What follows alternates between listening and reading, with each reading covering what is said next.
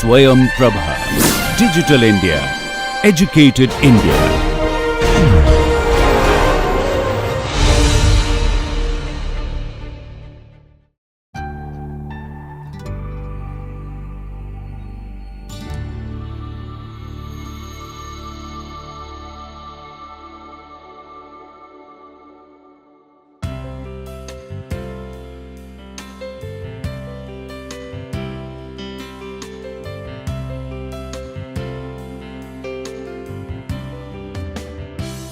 Hi everyone, welcome back to the structural biology course. We are discussing structural biology techniques, and today we are starting on the fifth module, where we are going to continue with the X-ray crystallography. So, in structural biology technique today, as I already told, we are continuing with X-ray crystallography techniques, and today what we are going to discuss is diffraction patterns, relation between Lowy equation and Bragg's law. I talked about Bragg's law, but now we are going to look at, instead of atom, if it is a lattice, how the Bragg's law is different, and then we will see the relation between Bragg and Lowy, and then we will look at how Ewald sphere and Fourier transformation is also working. So, diffraction pattern, I talked about data collection, but the core of data collection is always the diffraction pattern, as you see in this picture, where the atom is heated and a pattern is developed. If you remember, in the introductory classes where I was talking about why we need a crystal instead of working on a single protein, I told in a crystal the diffraction signal is amplified by the large number of repeating units. So, when it is a single molecule, the diffraction from a single molecule is not certainly measurable, it is very weak signal. Whereas, when you see the proper arrangement in a crystal, a 100 millimeter cube crystal contain 10 to the power 12 unit cells. So, diffraction intensity is proportional to the number of unit cells. So, instead of 1, here is 10 to the power 12. So, intensity is much higher. So, you could easily measure that. We talked about that also. I was talking about in a crystal, the ordered periodic arrangement of the molecule produces constructive interference. What I talked about, if you look at a crystal, this is one axis, then it is another axis, and then it is the third axis. So, crystal organized a very beautiful compact 3D arrangement.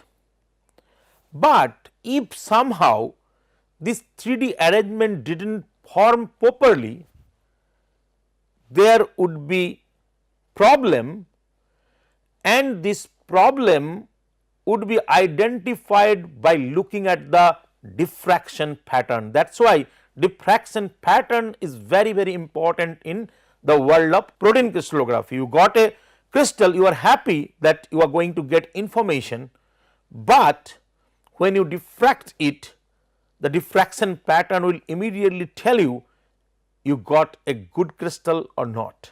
When I say good crystal, now you understand, properly arranged.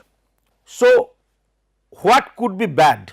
It could be bad in many ways, but in general we say, if you look at this crystal, it is perfect, then there might be rotational disorder, as you could see here, or translational disorder, as you could see here. Now, if you see the irregularity in orientation, translation limit the order and usefulness of the crystal. We talked about that crystallization is the most important thing, I agree still, but once you get a crystal, that does not mean that you are done. You have to have the crystal in perfect order, and you have no role in it. This is the way, the process of crystal growth, the crystal order would be developed. So, I talked about diffraction pattern. You see here it is a Moss film screen. So, this is Mar image plate, they are circular as you see, and the intensities are read in a circular fashion like a record. After the data is read, the image is erased with a fluorescent light again going around in a circle.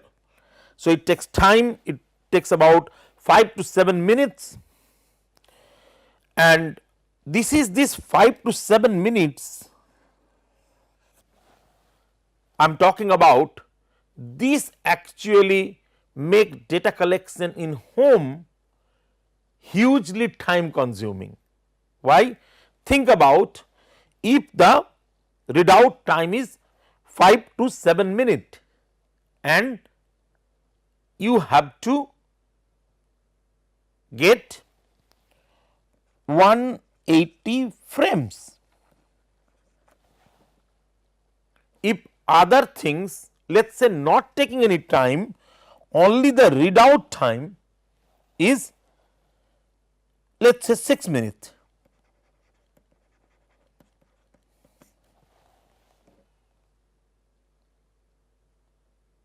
That means only for readout you need 18 hours. So, that is why readout time is very important, and it is good that today with advancing technologies this readout time is significantly reduced. The next thing I want to talk about is a backstop. You see, this is the effect of the backstop. You do not see any diffraction here because it is a small metal disc on a piece of tape. So, all you see is the disc in the center. So, when you have the beam, you do not want the direct ray to hit. So, you put a beam stop. The beam stops are different types. I will show you another type of beam stop once we are going through the journey of our diffraction pattern. So, we look at the diffraction pattern, we understand the readout time, and we understand the backstop or beam stop. Now, if you see the spots, you will see that some spots are very dark. Let us say this one in comparison to the other one, let us say this one. This is where actually the difference in the data collection makes. It is because of the angles where it is hitting and diffracting. So, I have shown you these slides, but just to show the irregularity in orientation on translation limits the order and usefulness of the crystal. Perfect order, you see, you get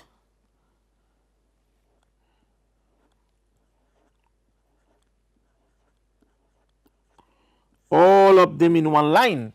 So, you get a pattern, that is diffraction pattern, and here you see, here you have seen rotational disorder and none of the spots are individually clear. Here you see translational disorder and you see that the spots are merged between each other. So, the disorder destroys the periodicity leading to streaky, weak, fuzzy diffraction. So, yes, this is bad, but this will save your time when you are working in a crystallography project. Why? You get a crystal before you build up your dream of getting a good publication, you just do a reality check, come and see the diffraction pattern. Within few frames you will understand. So, you always should check. So, that is what I was talking about, bad images. And another very important thing, when you are going for data collection, before you should always start like 0 degree. So, if you look at the 0 degree image does not diffract to high resolution here, but the spots are very well formed.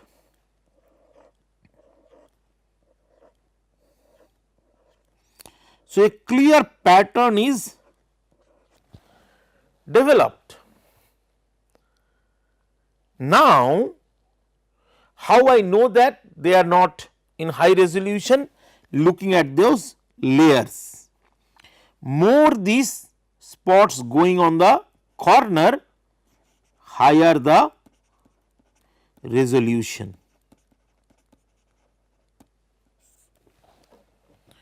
But what you should do, you should immediately go to 90 degree, 180 degree, 270 degree, because you cannot check all the images, right, then it is data collection. But you should do 0, 90, 180, 270, 360 in that way. Like when you get the same crystal and come into 90 degree, the splitting is observed in the form of wide diffuse spots, you could see it. So, now you know that this crystal is not good. So, always check crystal at 0 degree and 90 degree and possibly to more to check for splitting, large diffuse reflections and doublets.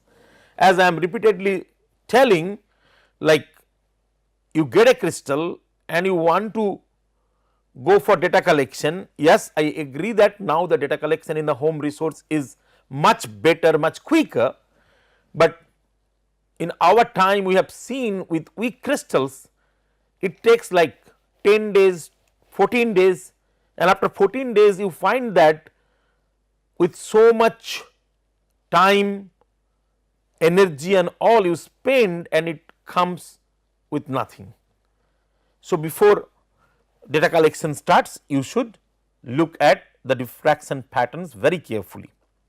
Detectors I talked about, I show you the MAR1, this is an image from a Raxis detector which is from Regaku. The detector is square, so the corners are higher resolution, but the main limit of resolution is the radius along the vertical and horizontal axis.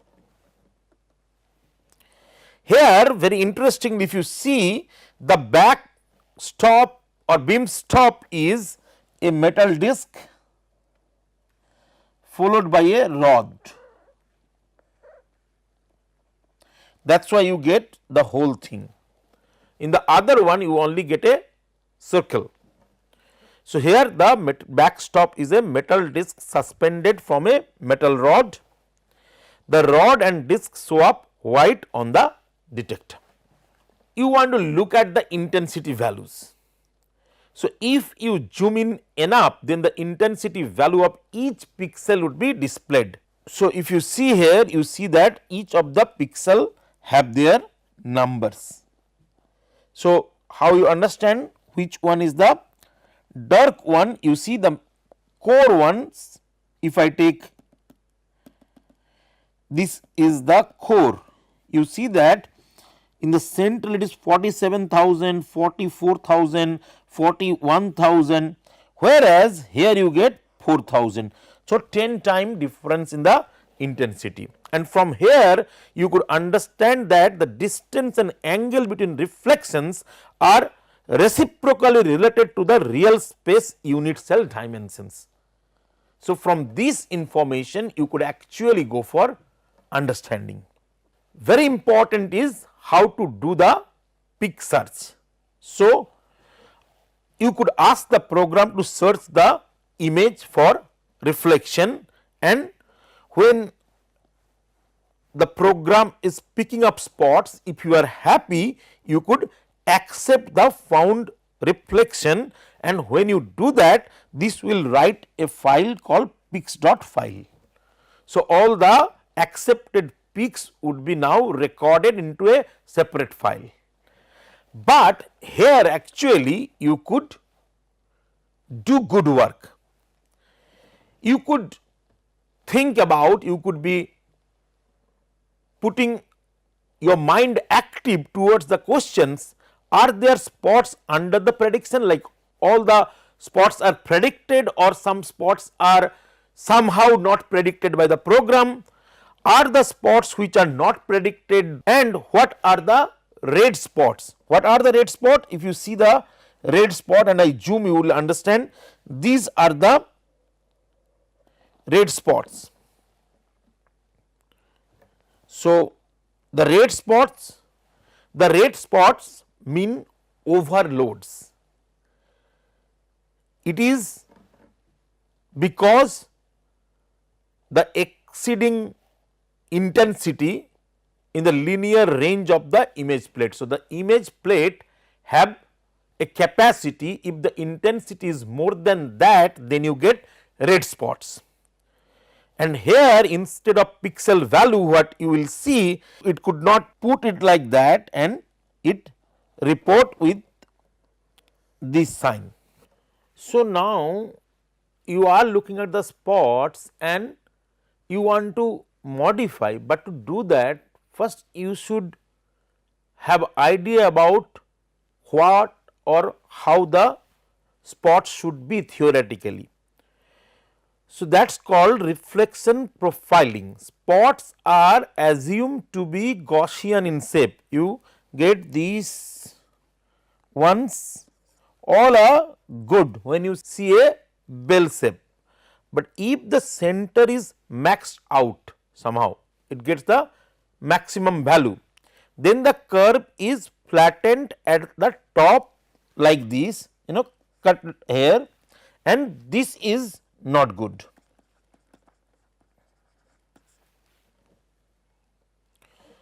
In that case, the intensity cannot be accurately determined. So, you have to understand those basics. Now, how you could work on, you zoom in and ask for the integration box. What is the integration box? The box where the spots are. So, suppose you are thinking the program could not take the actual portion of the spot, like suppose let us give a very crude example, like this is your spot where the maximum intensity is definitely here and then going there.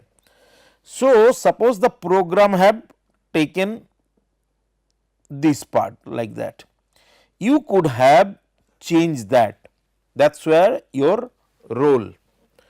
So, first what you have to do, you have to zoom in and ask for the integration box. Then the square is the background boundary, you see that the square is the noise, outside circle is the overlap area. So, this is extra area and the inside circle encloses the spot. So, now you open it and you could modify to little bit centering or something, and in that way if you do that you could find some spots which are not actually taken automatically by the program. You could do that manually. That what is the benefit of that? By doing that you could make some false spot out, you could make some real spot in, and that would help your indexing and further data processing with higher quality. So, indexing, we talked about the program determines the best lattice fit to each point group.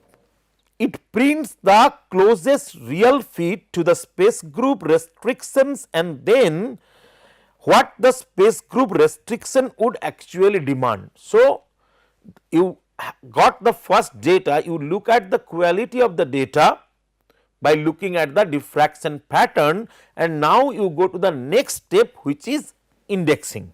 The tensor index is the column you will see which gives a correlation of the fit.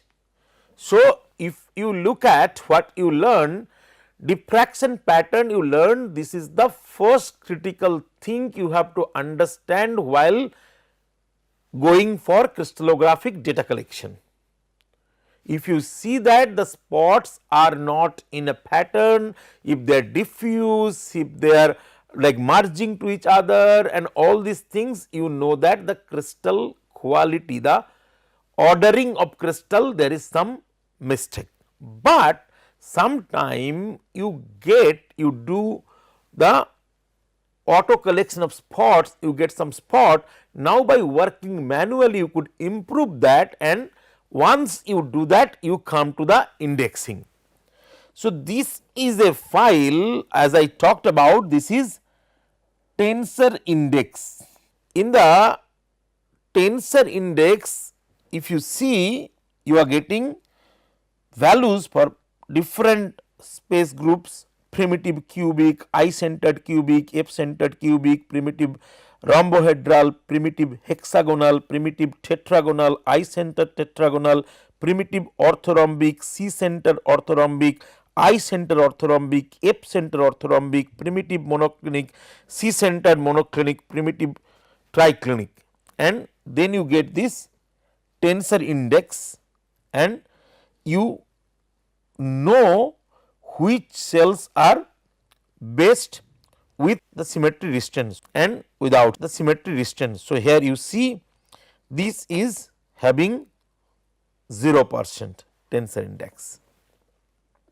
We have discussed about Bragg's law.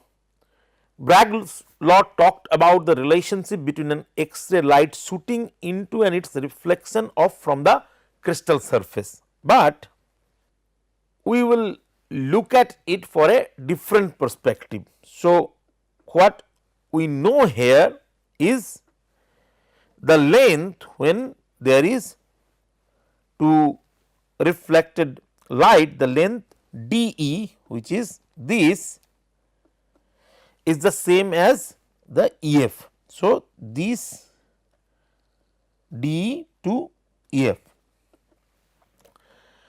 Now, the total distance travelled by the bottom wave could be expressed by its constructive interference of the radiation from successive planes occurs when the path difference is an integral number of wavelengths. Now, the distance CE, which is this to this, the green line, equal to d, the distance between the two layers, and d equal to d sin theta, EF equal to d sin theta. So, d plus EF equal to 2d sin theta, and with n lambda equal to 2d sin theta. So, that is what Bragg's law we have discussed before. As I told, d is the spacing of the plane, n equal to order of diffraction, 2d sin theta equal to n lambda.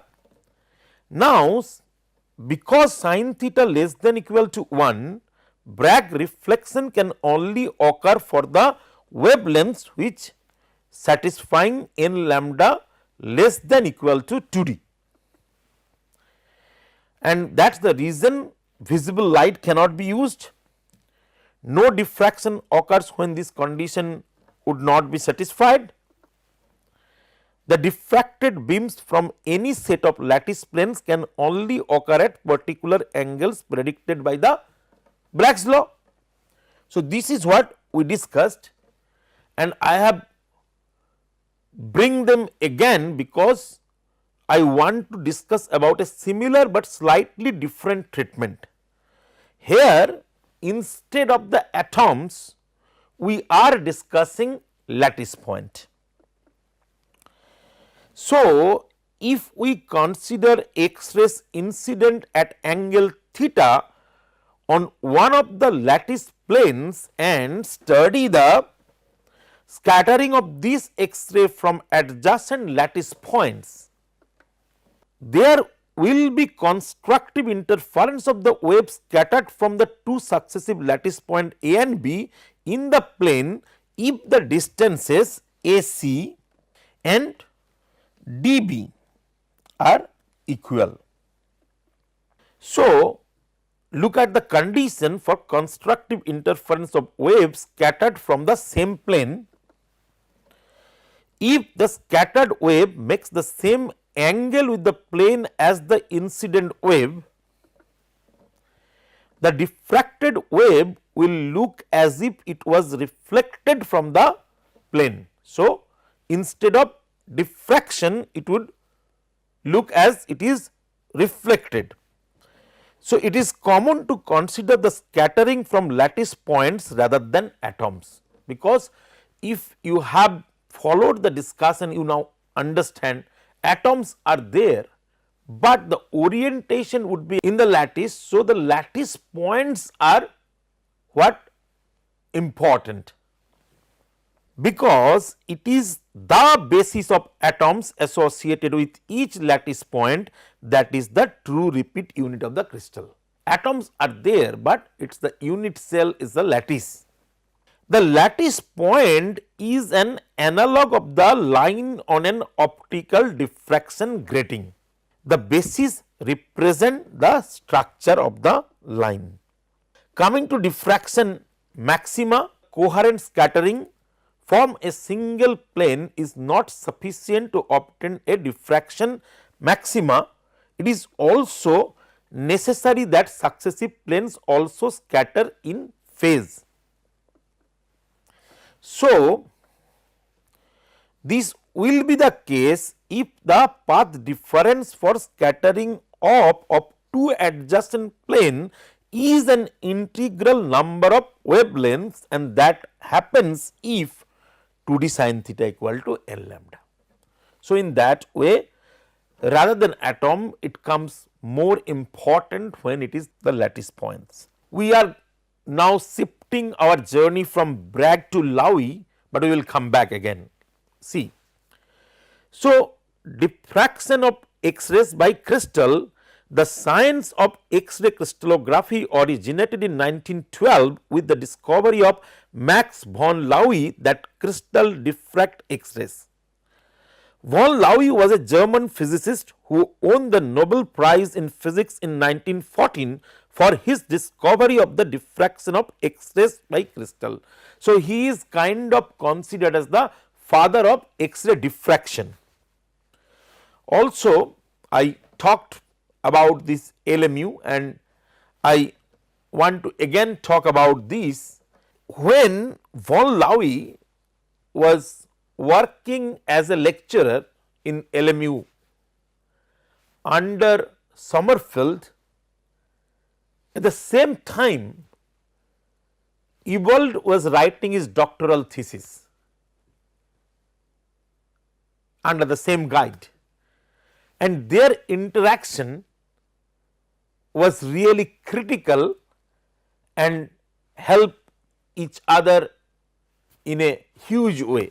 Also, they had interaction with Bragg's and influence each other.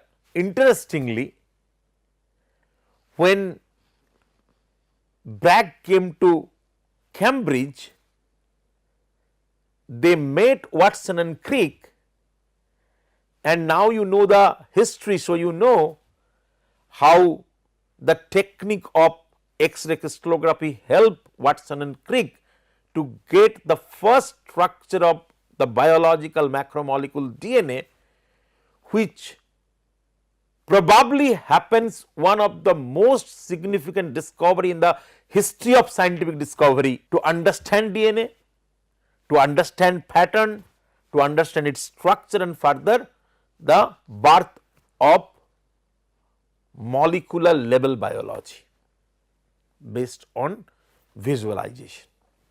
But coming back, as I told, the science of X-ray crystallography originated in 1912 with the discovery of von Laue that crystal diffract X-rays. Since that time, single crystal X-ray diffraction has developed into the most powerful method known for obtaining the atomic arrangement in the solid state. X-ray crystallographic structure determination can be applied to a wide range of structure sizes, which we have discussed and we are going to discuss. From very small molecule and simple salts to complex minerals, synthetically prepared inorganic and organometallic complexes, natural product, and at the base to the biological macromolecules such as protein and now even the big viruses. So, you could easily understand von Laue and his discovery have changed the spectrum or the research of X-ray diffraction single crystal study. Let us try little bit to understand Laue equation.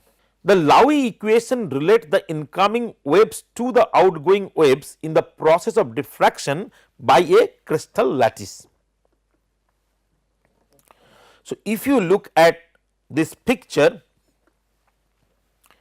and consider A, B, C be the primitive vectors of the crystal lattice L. So, this is the crystal lattice we are considering, where we are considering ABC be the primitive vector.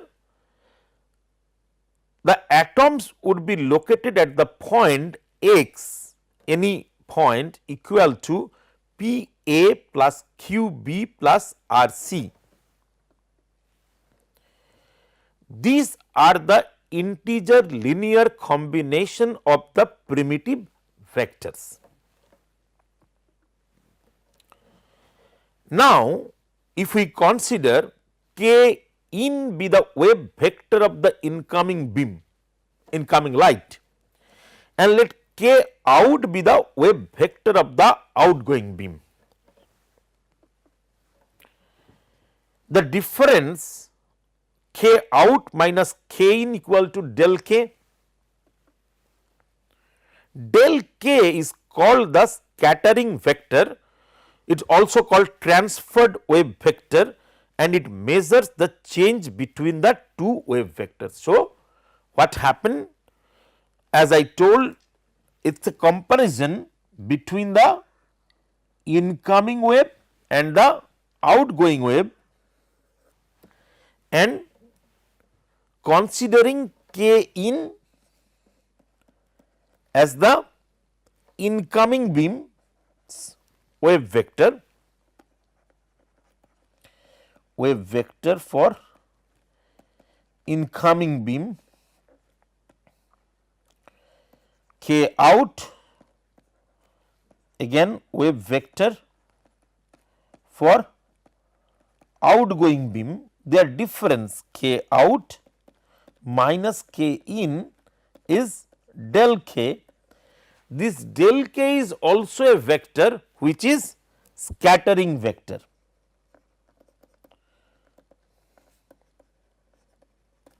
The three conditions that the scattering vector del K must satisfy, called the Laue equation conditions, are the following.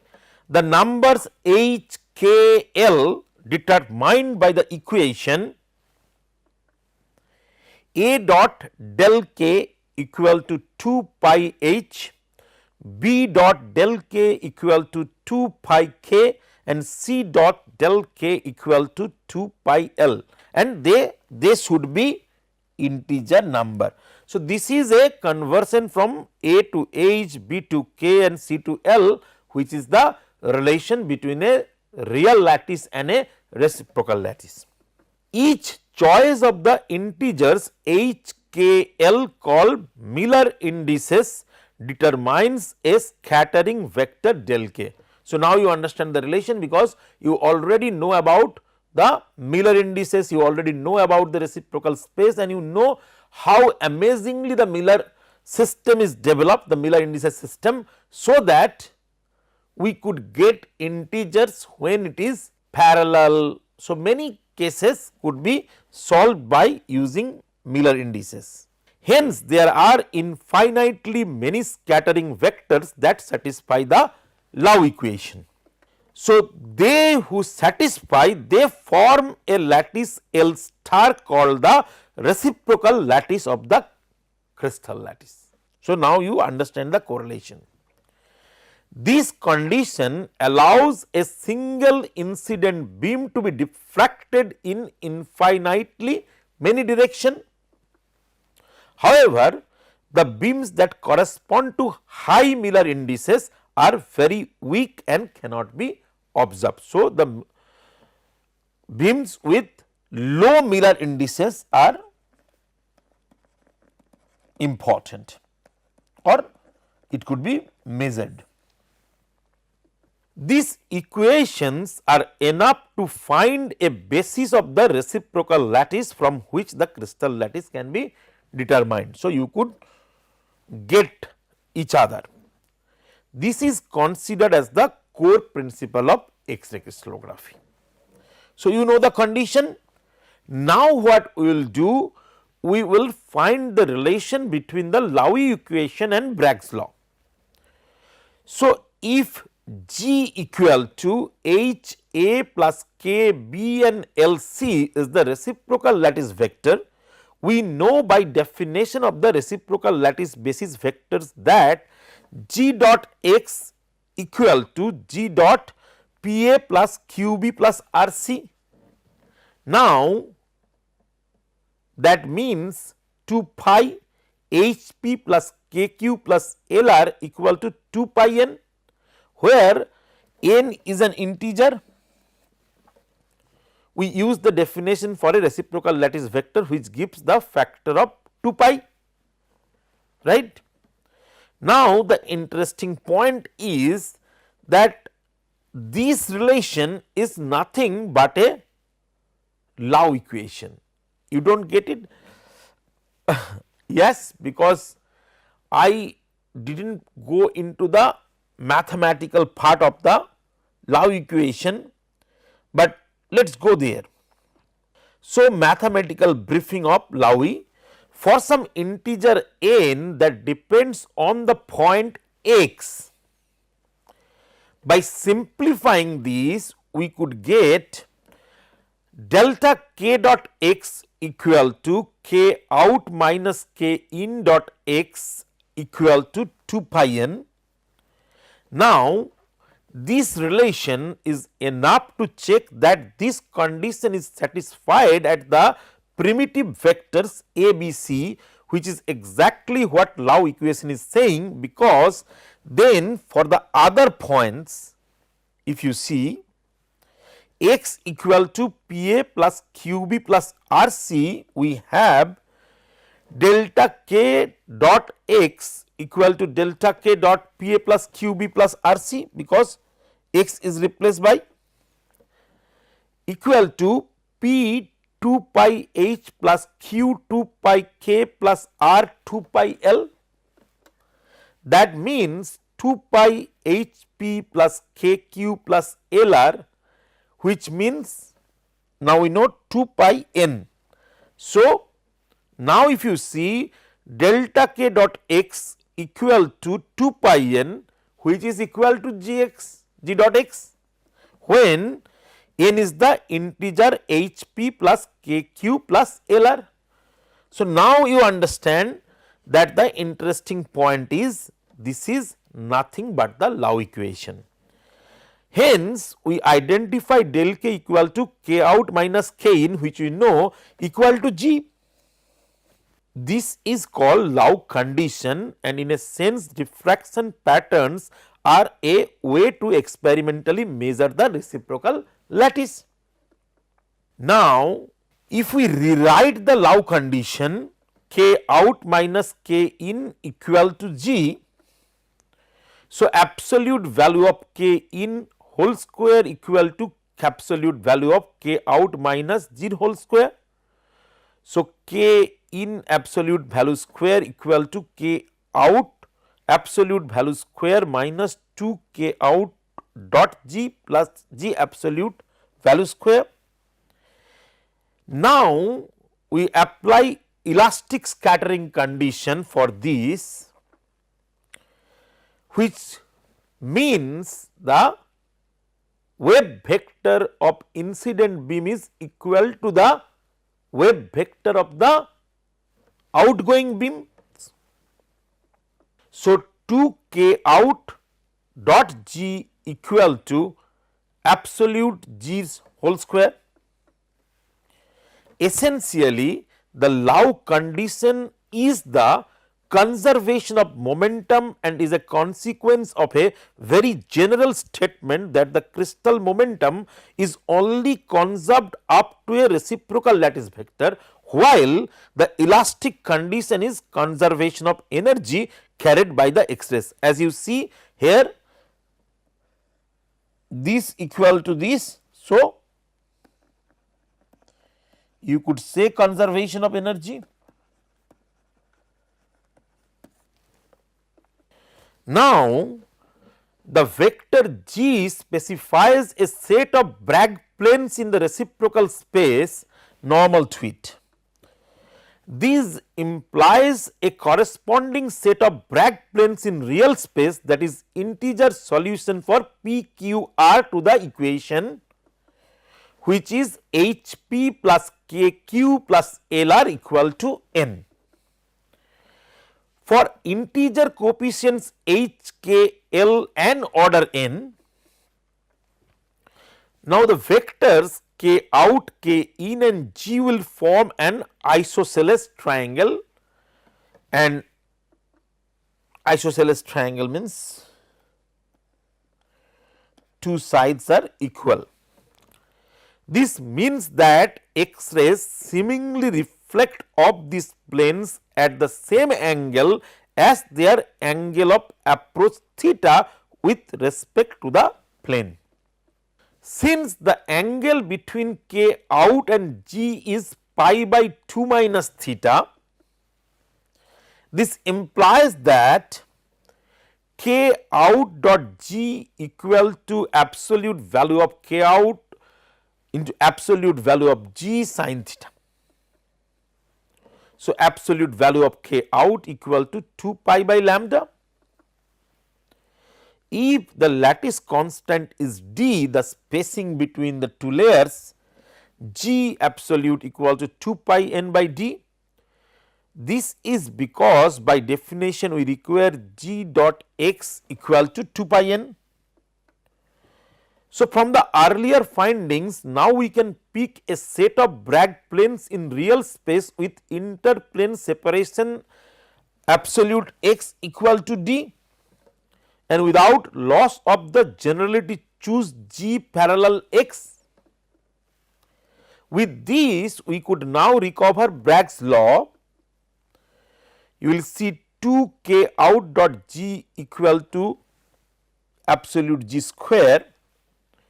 2 K out G sin theta is G square 2. So, we replace with the values we got 2 pi by lambda 2 pi n by D sin theta equal to 2 pi n by D square, which is 2D sin theta equal to n lambda. So, in that way we appear to Bragg's laws equation starting from Laue equation of diffraction.